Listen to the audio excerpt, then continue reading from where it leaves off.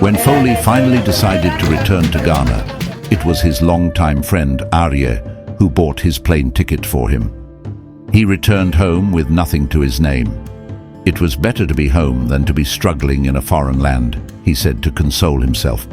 Aryeh's construction firm was on a quiet alley uptown. Boldly displayed was the signpost Faryeh Construction. After a year in Ghana, Foli had still not gotten a job. Mandy had been kind to send him money once a while upon request. What a woman, Aryeh would say. He also did not mind if Foli came to his office every day. Besides, it was a season of field work, so he was glad to have someone to visit the building sites with. The two men, now in their mid-50s, were born to family friends who lived in adjacent homes. Their friendship began ever since they were babies in their mother's arms. They spent the nights in each other's homes and ate from the kitchen of whose mother cooked their favorite dish on any given day. The two boys happened to be the only children of their parents, and they were always the topic of their conversations.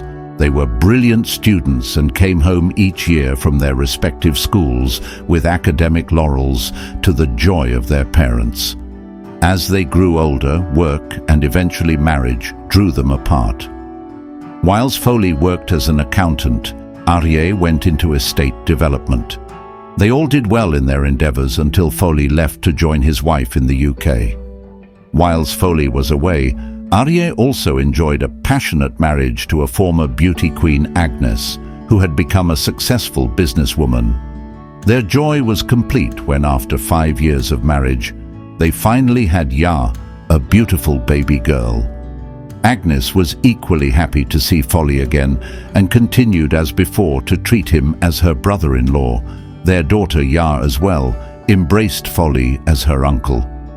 After 2 years back home, Foli started an affair with Gina, who was a single mother with beautiful twin daughters. She owned a flourishing clothing business and traveled a great deal to stock her shop. Foli became a live-in partner, helping the nanny to look after the twins when the need arose. Most part of the day he had nothing much to do, so he spent his time with Aryeh. He climbed the stairs to Aryeh's office one afternoon. They greeted each other in the usual excited nature that characterized their meetings. "The weekend was quite relaxing, bro," said Foli. The couples often found time for weekend getaways in holiday resorts dotted along the Volta River. "It was awesome," Aryeh agreed. "Did you notice the behavior of the women?" asked Foli. "Oh yes, I did. In fact, Foli, you went too far with those young flirtatious girls. Aggie mentioned it this morning and I pretended not to hear her." They roared with laughter. Foli quipped, "Then they will be taking their boxing gloves with them the next time." Aryeh wagged a finger at his friend, who responded without any sign of remorse in one of his out-of-place remarks. "You see, sometimes it's good to flirt about a bit. It spices up a relationship." Aryeh shook his head at him.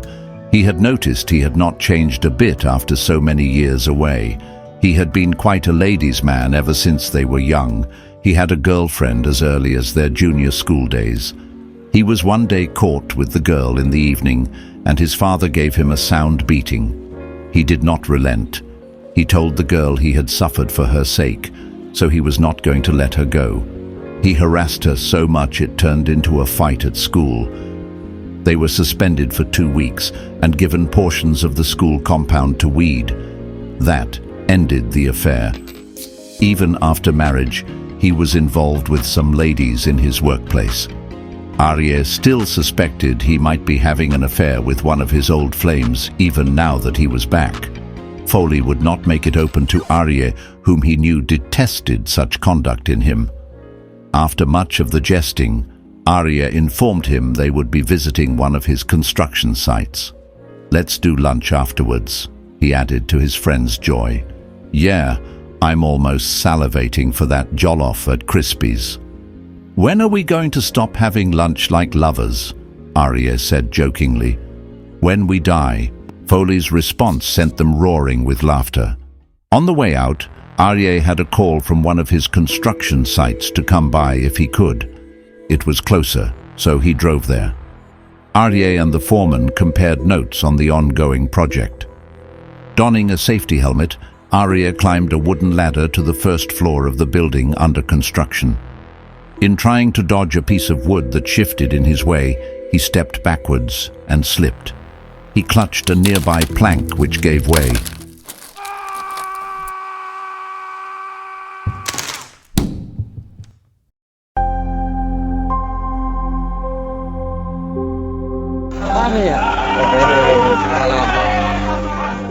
Foli ran like mad to the spot, crying out in horror at his friend who lay limply on the ground.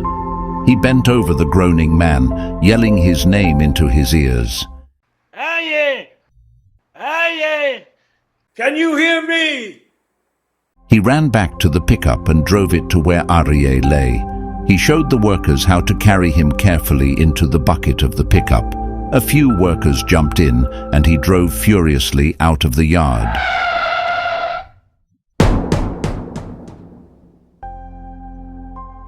By the time they got to the hospital, the groaning had stopped, and Aryeh drifted into a coma, which would keep him in the hospital for several months.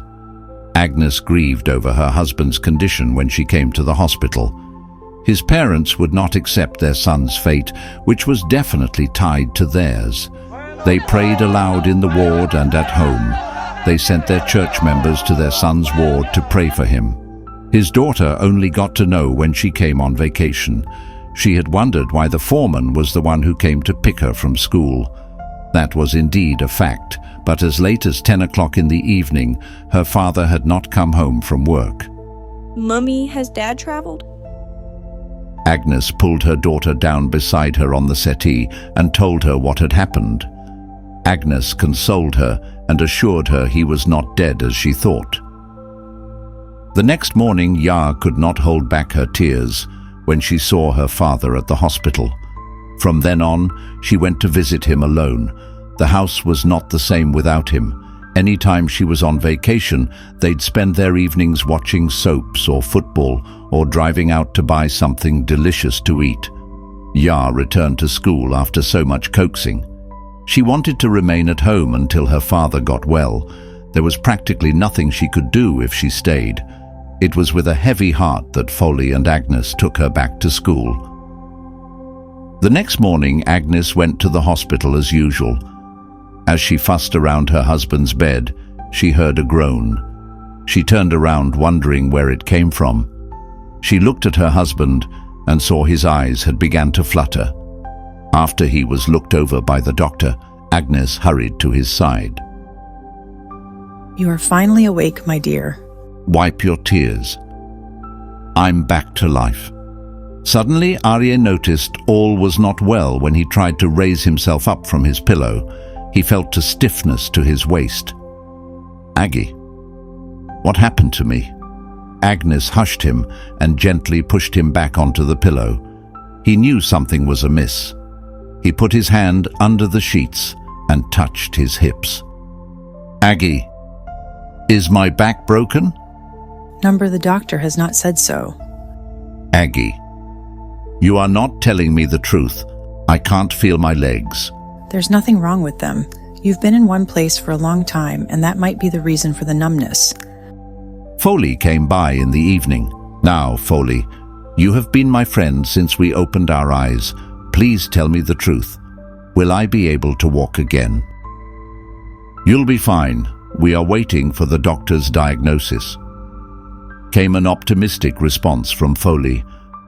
But sadly, the doctor's report suggested he might never be able to walk again. His parents wanted him in their home, but Agnes would not want to burden them with her paralyzed husband. Instead, Aryeh suggested they brought in his cousin Moses, a driver who had lost his job in a layoff at his workplace, to help with taking care of him. After a year, Aryeh's health remained the same, but he was able to work from home. His assistant was ably managing the firm in his stead, with Foli going over to audit their accounts. He also had a doctor on home visits. Agnes opened the door for the doctor one morning, her eyes reddened by crying. My husband has been fretting for a while now. He says he's not responding to treatment, and that worries him. He will be fine. It's a spinal injury.